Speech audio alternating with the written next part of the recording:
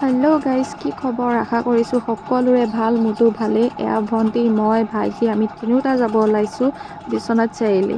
আৰু আজি দেখিছেনে বতৰটো ইমান ধুনীয়া হৈ আছে, গৈয়ে ভাল লাগিছে একদম। চবফালে ডাৱৰে ডাৱৰ হৈ আছে আৰু আমি তিনিটা ধুনীয়াকৈ গৈ আছোঁ। আৰু বিশ্বনাথ চাৰিআলি মোৰ বেষ্ট ফ্ৰেণ্ডৰ ঘৰত গৈ আছোঁ। তাইক বহুত দিন হ'ল লগ পোৱা নাই, এতিয়া বোলো গৰম বন্ধ দিছে, গৈ আহোঁ, লগ চগ কৰি আহোঁ বোলো। এয়া ভণ্টি ভাইটিহঁতে মোক থৈ ঘৰত যাবৰ কাৰণে আহিছে, আমিও অলপ আগবঢ়াবলৈ আহিলোঁ। আমি গোটেইখিনি গৈ আছোঁ। মানে আমাৰ ঘৰো হৈছে বৰগাঙত, তাইৰ ঘৰ হৈছে বিশ্বনাথ চাৰিআলি। ইমানকৈ অহা নহয়, সেইকাৰণে আজি আহিলোঁ।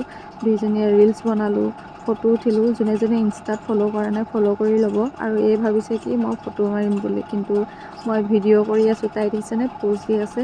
তাৰপিছত তাই মোক কৈছে, তই ভিডিঅ' বনাই আছ, ফটো উঠা নাই বোলে। মই কৈছোঁ তাৰপিছত ৰাতিপুৱা শুই উঠিয়ে আমি দুইজনী দোকানলৈ যাওঁতে দেখিছোঁ যে বান্দৰে একদম ধুনীয়াকৈ কঁঠাল খাই আছে। তাৰপিছত আমি দুইজনী দোকানলৈ গৈ আছোঁ।